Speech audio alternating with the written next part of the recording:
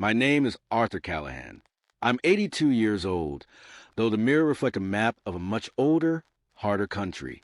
If you were to look at my hands today, you wouldn't just see the hands of an old man.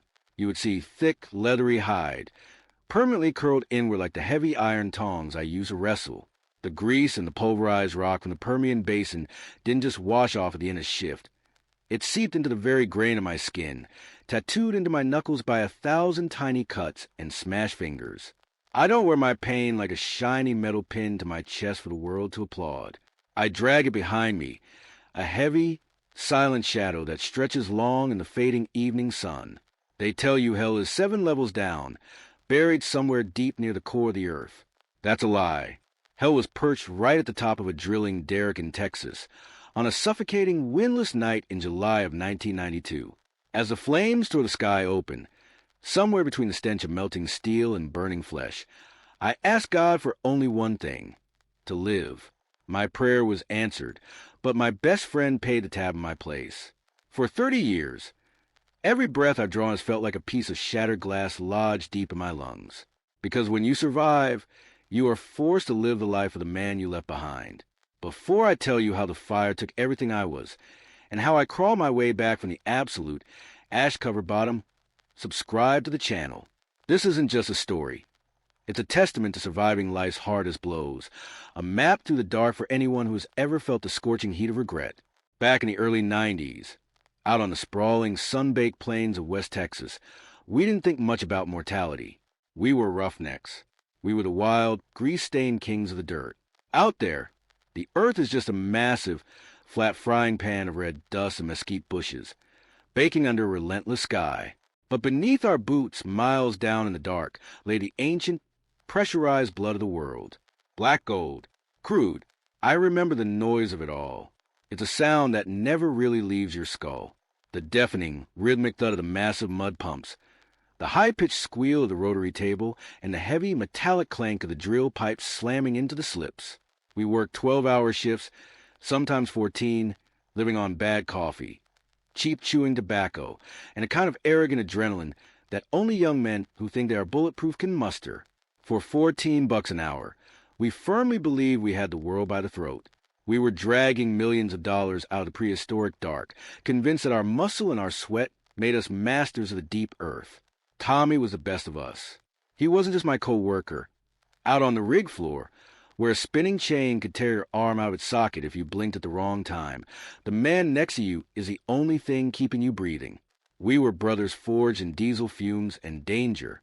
Tommy had this way about him, a quiet, steady rhythm. He'd stand there on the mud-slicked steel deck, a permanent smudge of black grease across his jawline, a pinch of wintergreen dip tucked his cheek, wrestling 300-pound lengths of pipe like they were hollow aluminum. We were arrogant. Lord, we were so profoundly ignorant and proud. We thought the immense, crushing pressure sitting miles beneath the crust of the earth was just a math equation for the engineers in their air-conditioned trailers to figure out. We thought we could tame it with heavy iron and brute force. Friday nights, we hit the dim, neon-lit bars in Odessa, our pockets full of cash and our clothes permanently smelling of crude oil and hydrogen sulfide.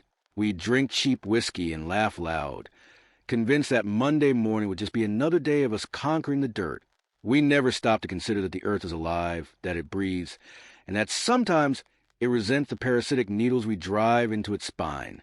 By July of 1992, the heat in Texas had turned biblical. Even at midnight, the air was a thick, stagnant soup that coated your lungs. You could practically carve the humidity with a pocket knife.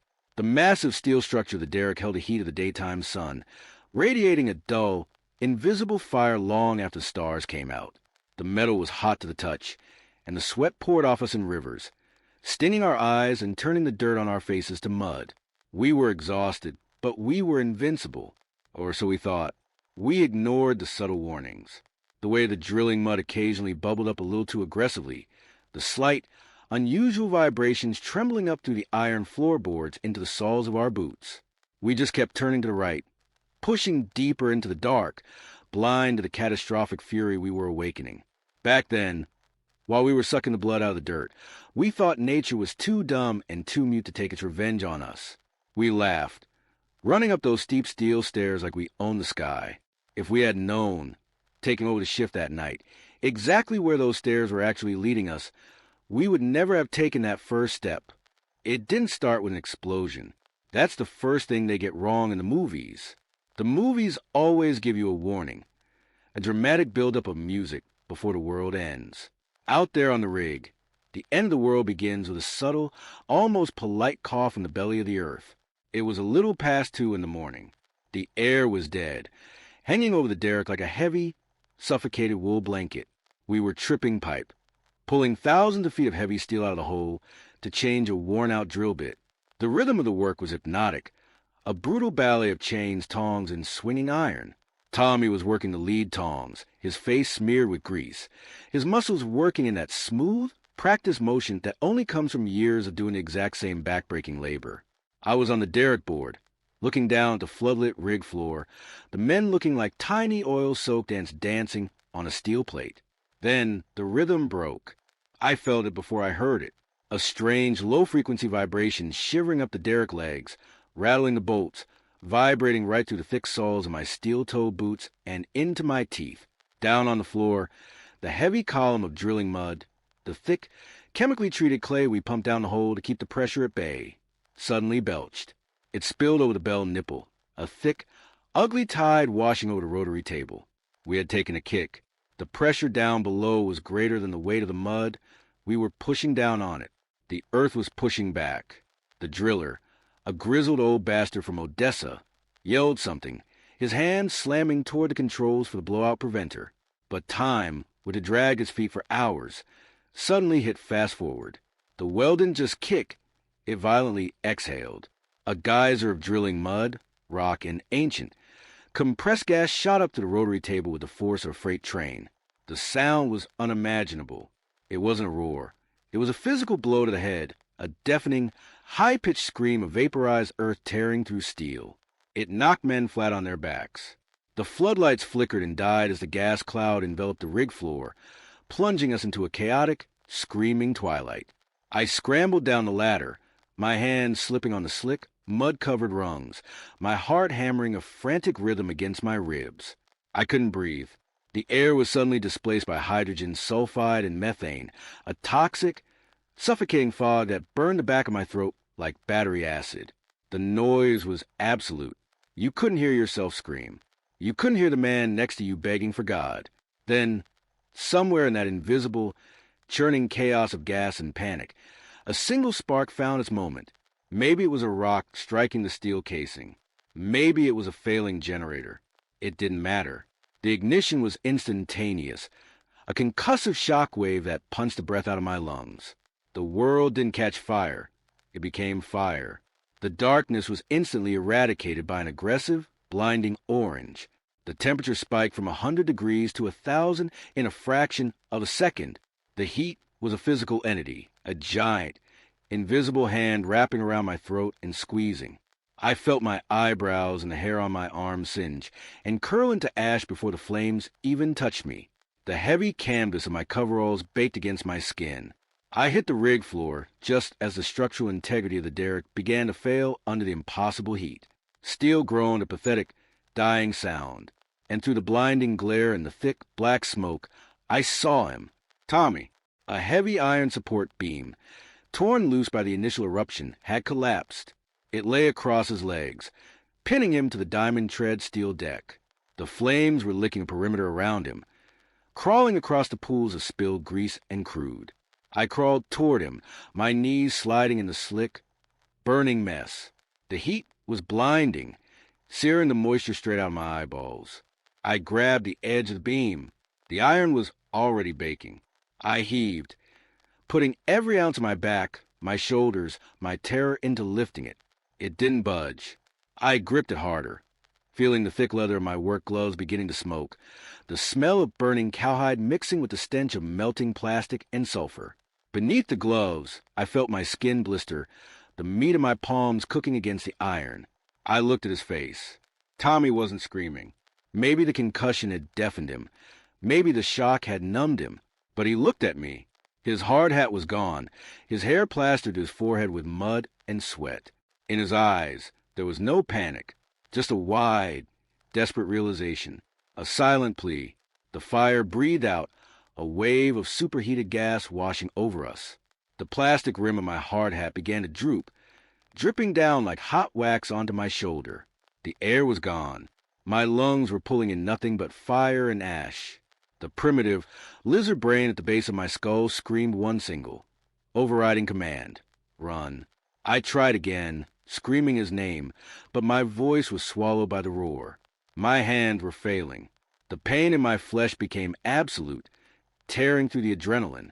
I was cooking alive, and in that fraction of a second, the instinct to survive murdered the man I thought I was. I let go of the beam. I didn't say goodbye. I didn't hold his hand. I broke eye contact. I turned my back on my brother, my best friend, and I ran. I scrambled across the fiery deck, practically crawling over the railing, throwing myself into the blind dark of the Texas night, rolling in the dirt as the rig behind me became a towering monument of hellfire. Fire has a voice. It roars like a starving animal that has cornered its prey. But the most terrifying sound I heard that night wasn't the roaring of the flames. As I turned my back and ran, as I lay in the red dusk gasping for stolen air, the only thing I could hear was the massive, unforgiving silence of the man I had just condemned. The fire swallowed him, and the silence swallowed my soul. You think you've crawled out of hell. But how many years does it take to realize that the real hell is your own mind? They say time heals all wounds.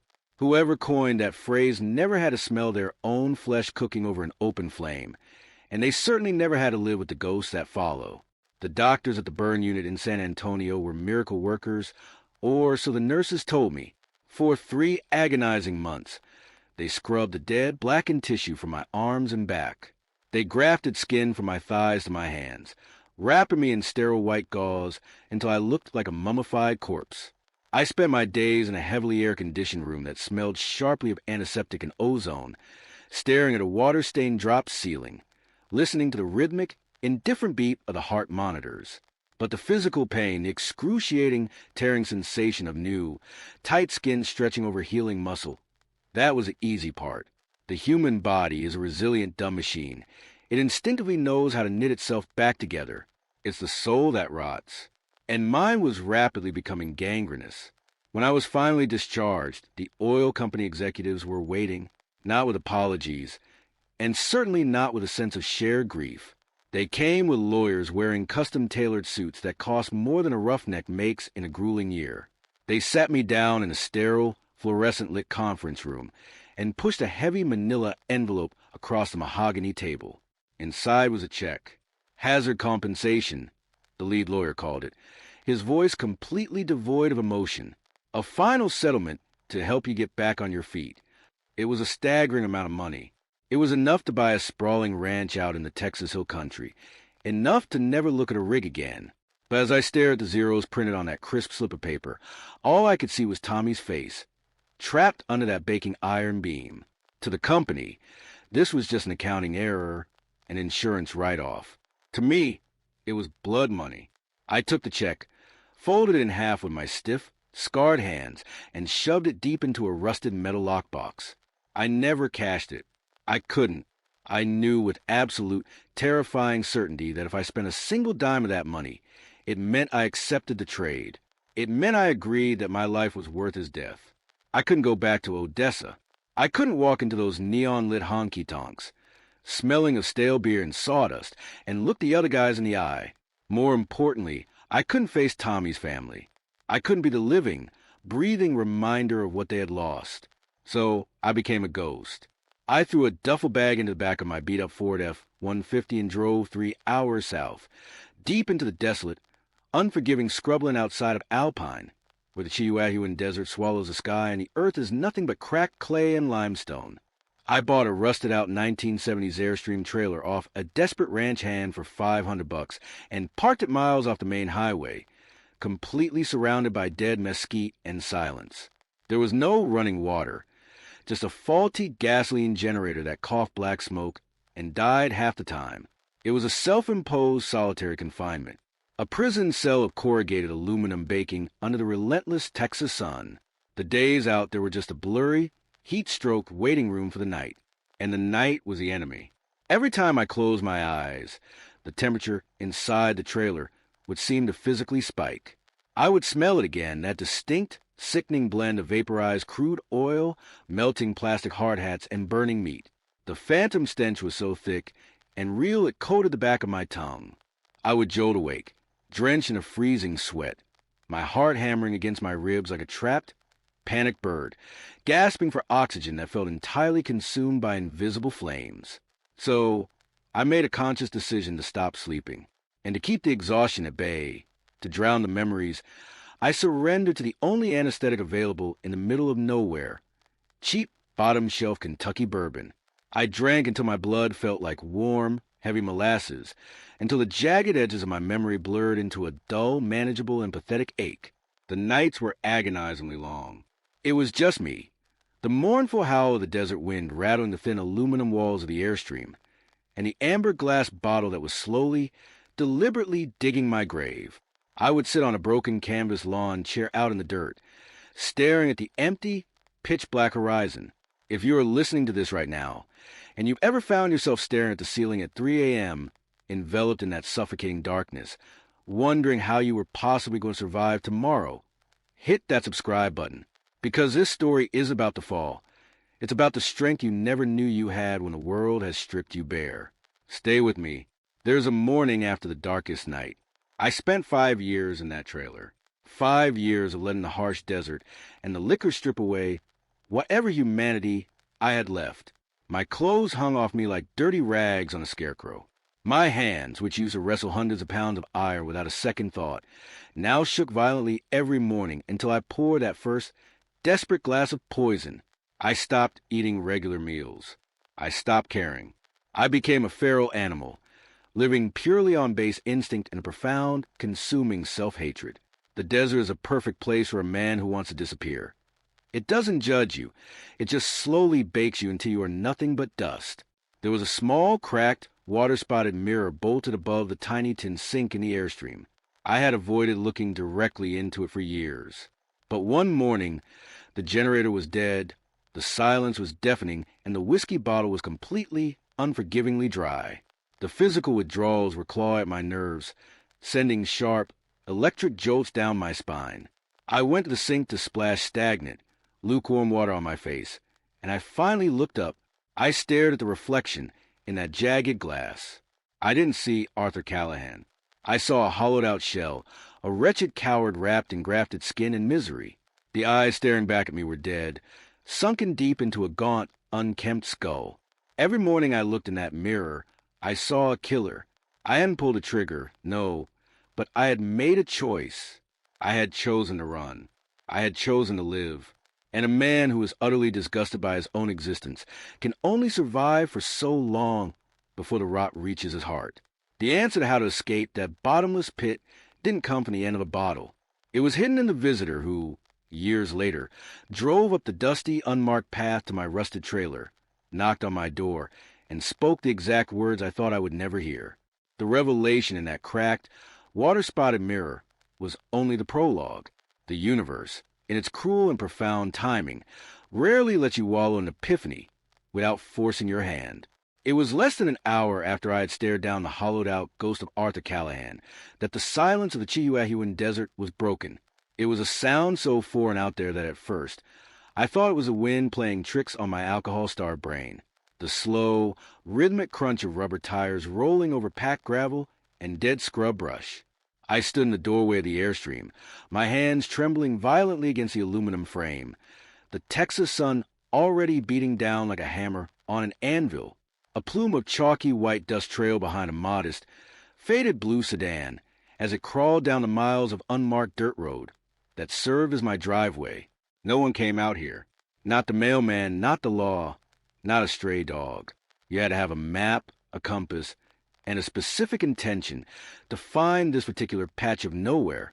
The car rolled to a stop a few dozen yards from the trailer, the engine ticking as it cooled in the heat. The door opened, and a young woman stepped out into the dust. She was maybe in her late 20s, wearing a simple cotton dress and sensible boots. The wind whipped her dark hair across her face, but when she brushed it away and looked at me, The breath left my lungs in a violent rush. It was like taking a physical blow to the sternum. The heavy, dark eyebrows. The sharp, square angle of the jawline. The quiet, steady rhythm of her posture. She didn't look like Tommy. She carried Tommy's ghost in the very architecture of her bones. It was his daughter, Sarah. The last time I had seen her, she was a little girl in pigtails, sitting on her father's shoulders at a company barbecue, laughing as he fed her a piece of burnt brisket. Now, she was a grown woman, standing in the merciless glare of the sun, staring at the wretched, trembling ruin of the man who had left her father to burn. I braced myself for the hatred. I welcomed it.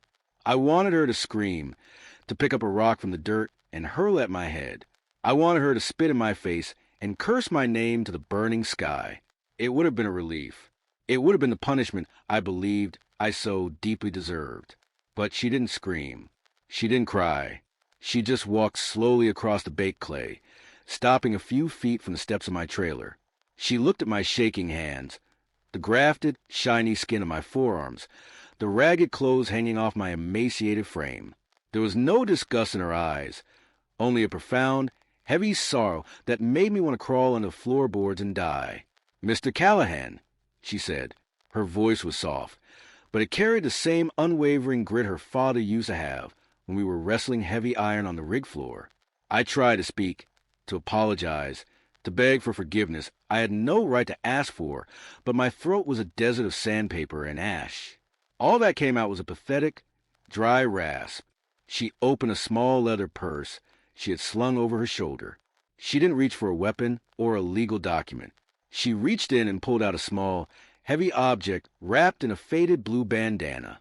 She walked up the 2 wobbly metal steps and held it out to me. My hand shook so badly I nearly dropped it. I peeled back the worn fabric. Resting in the meat of my scarred palm was Tommy's old brass pocket watch. It was the one he always kept tucked in the breast pocket of his coveralls, the one that had belonged to his grandfather. The brass was blackened, scorched by a heat so intense it had permanently warped the metal casing. The glass face was completely shattered, a web of deep, jagged cracks radiating from the center, like a frozen lightning bolt. The hands on the dial were melted tight to the background, permanently frozen at 2:14 a.m., the exact minute the blowout had turned our world into a furnace.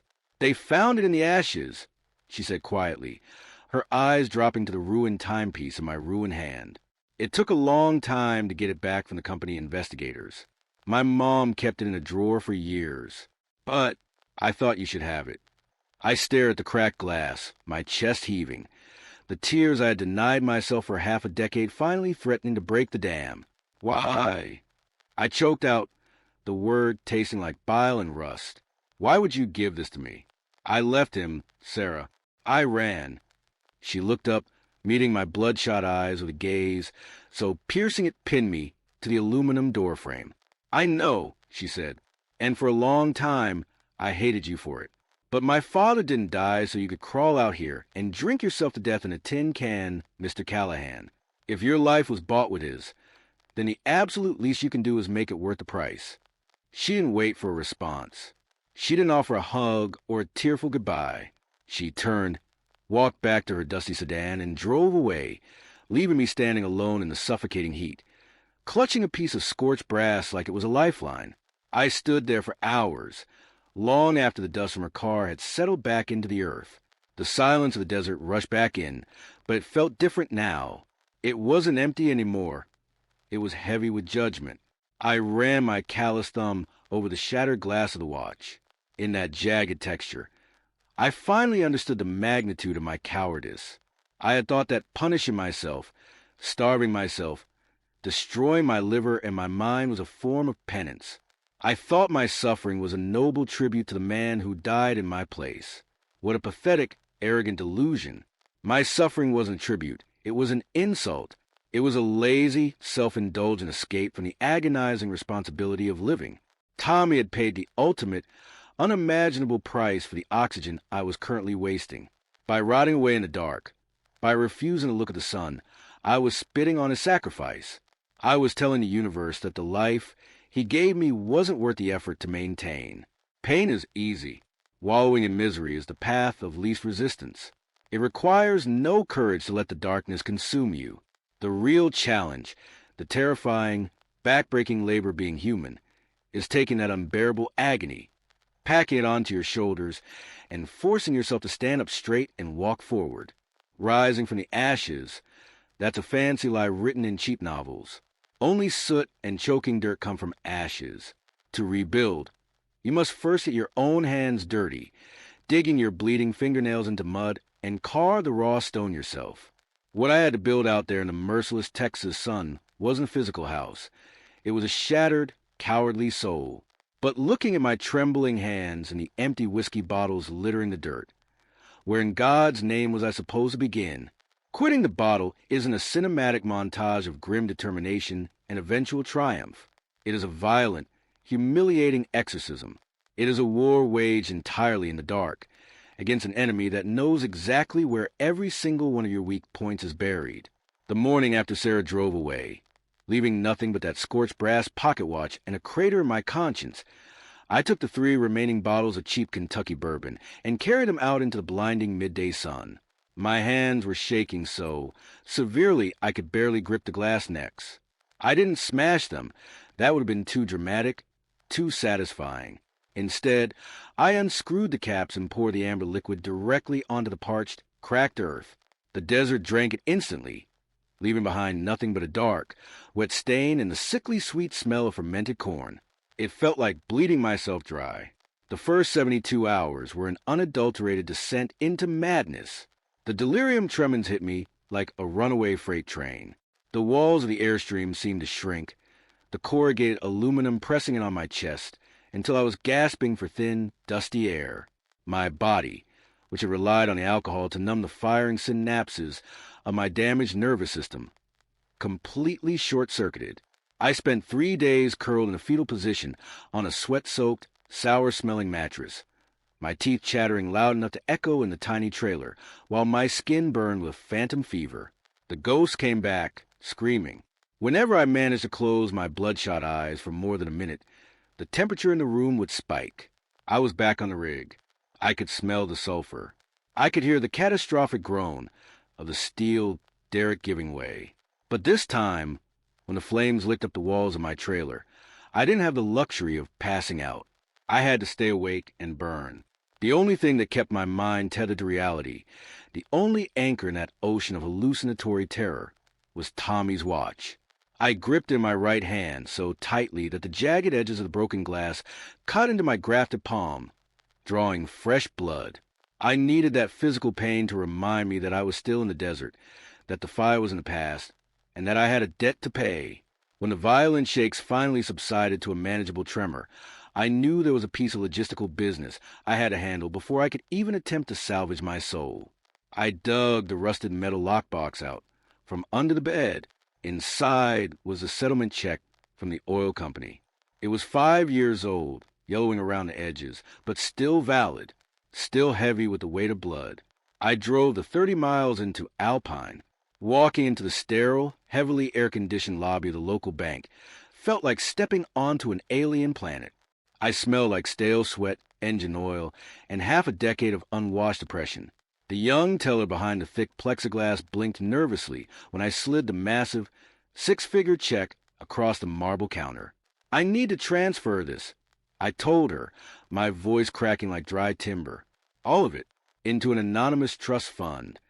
I gave her the name of a firm in Odessa that handled the estates of rig workers, with strict, irrevocable instructions that the principal and all accrued interest were to be dispersed directly to Sarah and her mother. No return address. No name attached, just a silent transfer of funds from a ghost. When the teller handed me the carbon copy receipt confirming the account was zeroed out, a strange, hollow sensation washed over me. I had expected a massive wave of relief, a cinematic lifting of the burden, but there was no relief. The check had never been the actual weight on my chest. It was just a symptom of the disease. Giving the money away didn't buy me forgiveness. It just cleared the debris so I could finally see the absolute ruin I had made of my life. I drove back out to the desert, but the airstream felt different now. It was no longer a tomb.